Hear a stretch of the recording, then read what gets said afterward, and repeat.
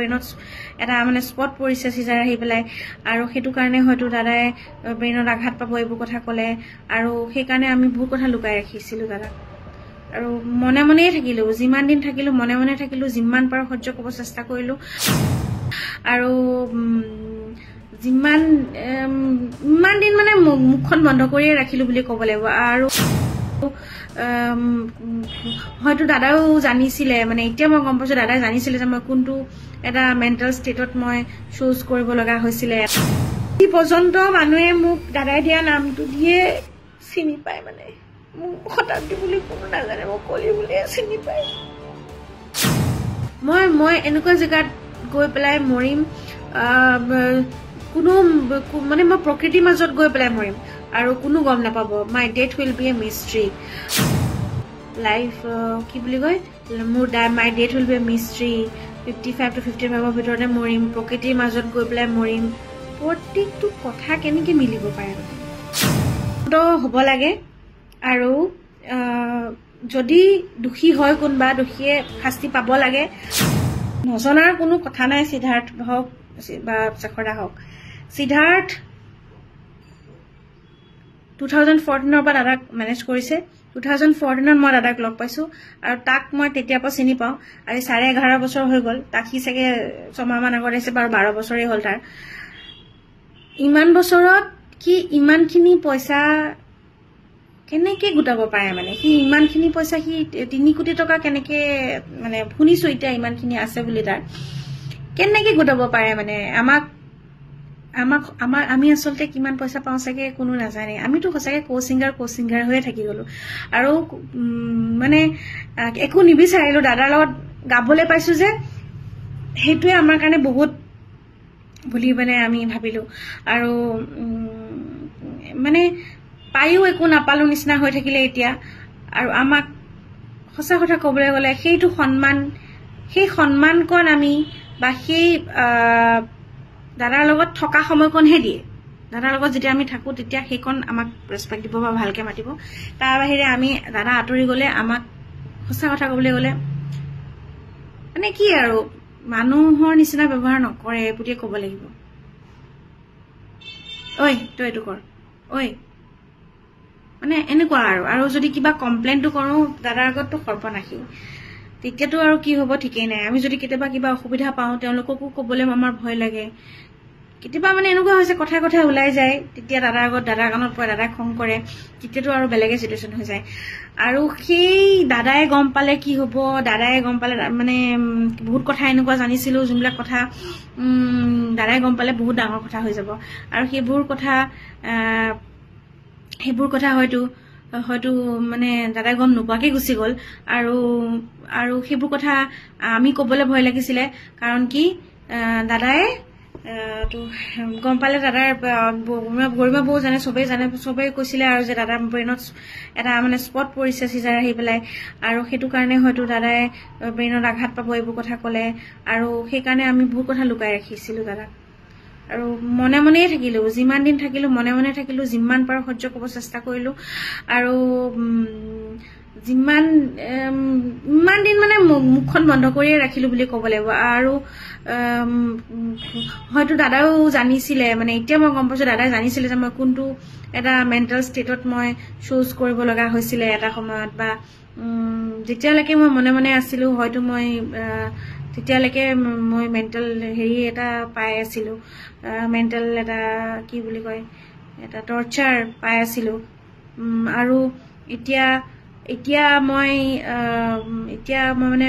ক'ব লাগিব এতিয়া মই নক'লেও একো নাই কিন্তু ক'লে মোৰ মনটো শান্তি লাগিব মই এনেকুৱা লাগিছে এতিয়া ক'লে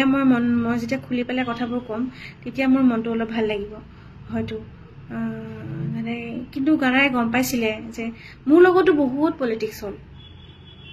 এই ব্ৰেণ্ডটোত মোকো উলিয়াবৰ কাৰণে বহুত চেষ্টা কৰিলে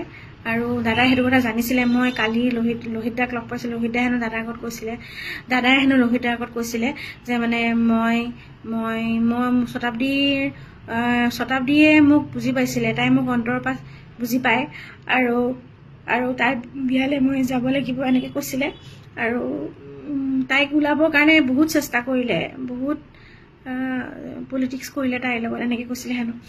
গতিকে দাদাই একো কথা নজনা নহয়, সেইকাৰণে হয়তো দাদাৰ লগত ইমান দিন থাকিলোঁ। কোনো কাৰণত মানে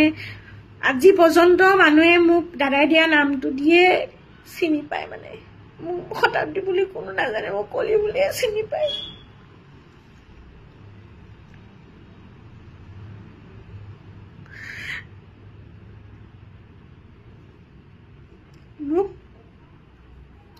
মোক কোনেও চিনি পোৱা নাছিল, দাদাইতো পৰিচয় দিলে মোক, আৰু দাদাই পৰিচয় দিলে, দাদাই নাম দিলে মোক, দাদাই হেৰি কৰিলে মোক, দাদাই ৰাখিলে, দাদাই প্ৰটেক্ট কৰিলে। প্ৰত্যেকটো কোনোবাই কিবা ক'লে দাদাই প্ৰটেক্ট কৰে। তাই মাতটো সৰু, কিয় একো নহয়, তাই এইটো মাততে গাব, তাই মাতটো নহ'লে চেঞ্জ হৈ যাব, বেছি চিঞৰিব নালাগে।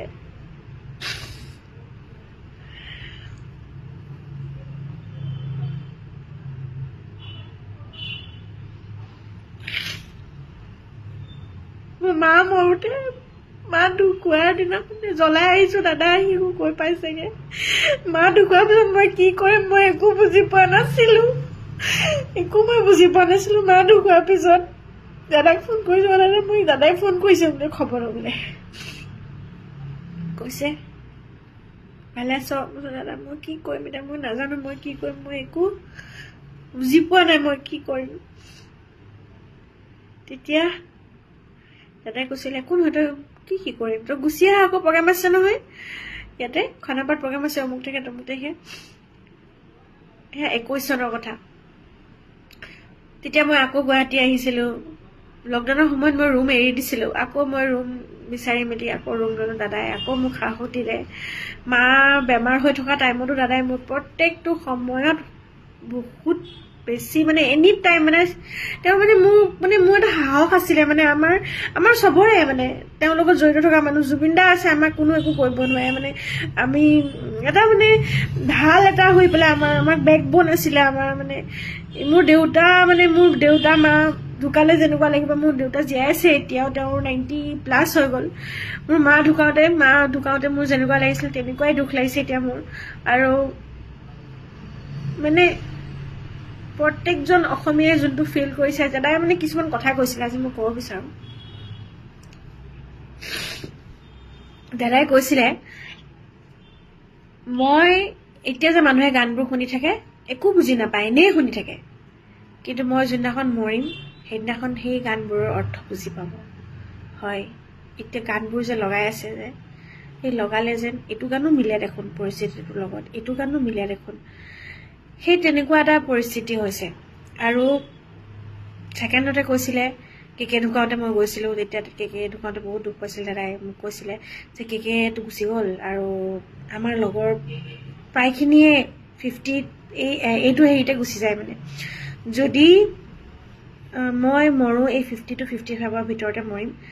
যদি বাচি গ'লো আৰু যদি মৰো মই এইটোতে মৰিম, আৰু ঠিক নাই মৰি যাব পাৰো। হেই আপুনি কি কথা কয়, ভাবিবই নোৱাৰো যোনটো বস্তু মানে দাদাই মুখেদি কৈ দিয়ে, মানে আমাৰ কেনেকুৱা লাগি যায় সেইটো টাইমত। মানে দাদা প্লিজ এনেকুৱা এইবোৰ কথা ক'ব নাপায় নহয়, নক'বচোন, আমি ভাবিব মানে মৰি যাম, আমি চব মৰি যাম, আমি এনেকৈ নক'ব। তেতিয়া এনেকৈ কয়। তাৰপিছত ক'ব মই কেতিয়াবা দাদাক বহুত বেয়া কমেণ্ট দিয়ে, আৰু দাদাই যেতিয়া গম পায় মোক এনেকৈ বেয়াকৈ কৈছে, তেতিয়া দাদাই কয়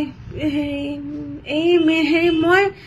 মই এনেকুৱা জেগাত গৈ পেলাই মৰিম, কোনো মানে মই প্ৰকৃতিৰ মাজত গৈ পেলাই মৰিম, আৰু কোনো গম নাপাব, my death will be a মিষ্ট্ৰি, আৰু তেতিয়া মই মিডিয়াক মই টিআৰপি নিদিওঁ, এনেকৈ কৈছিলে। তেতিয়া মই টিআৰপি নিদিওঁ সিহঁতক। আৰু কয় Harry life is unpredictable, Harry life কি বুলি কয়, my death will be a mystery, 55 to 55ৰ ভিতৰতে মৰিম, প্ৰকৃতিৰ মাজত গৈ পেলাই মৰিম। প্ৰত্যেকটো কথা কেনেকৈ মিলিব পাৰে, প্ৰত্যেকটো কথা কেনেকৈ মিলিব পাৰে, মানে কি নহওক, এতিয়া চবৰে খং উঠি আছে, তদন্ত হ'ব লাগে, আৰু যদি দোষী হয় কোনোবা, দোষীয়ে শাস্তি পাব লাগে, আৰু এইটো যাতে একদম নিকা তদন্ত হওক। মই হিমন্ত বিশ্ব ছাৰক একদম ৰিকুৱেষ্ট কৰিছো নহ'লে মানুহ মৰি যাব দাদাই যদি সঁচাকৈ দাদাৰ লগত কিবা হৈছে মই নাজানো কি হৈছে মোৰ বিশ্বাস নহয় এইটো হৈছে বুলি কিন্তু যদি হৈছে এটা কথাটো হয় দাদাক কিন্তু বহুত ইউজ কৰা হ'ল প্ৰথমতেও যেতিয়া এনকে প্ৰডাকশ্যনত আছিল তেতিয়া আমাক দাদাই নিজে কয় যে মানে ইউজ কৰিলে মোক বহুত বুলি আৰু তাৰপিছত দাদাই এনেকৈ এইটো তাৰপিছত মিডিলৰ আণ্ডাৰত আহিলে তাৰপিছত ঠিকে থাকিলে আকৌ কিন্তু সিদ্ধাৰ্থৰ কান্ধত যেতিয়া বোজাটো পৰিলে তেতিয়া সিদ্ধাৰ্থে যেতিয়া চম্ভালিবলৈ ল'লে তেতিয়া বস্তুবোৰ এনেকুৱা হৈ গ'ল মানে মোৰ এনেকুৱা অনুভৱ হয় দাদাই যে আমাক ভাল পায় সেইটো বস্তুটো তেওঁলোকে বেয়া পায় দাদাই যে আমাক কেয়াৰ কৰে বা হয়তো তেওঁলোকে ইনচিকিউৰ ফিল কৰে নেকি মানে তেওঁলোকতকৈ আমাক বেছি ভাল পায় হয় এইটো দাদাই আমাৰ ছোৱালীকেইজনী বহুত মৰম কৰে আৰু জলে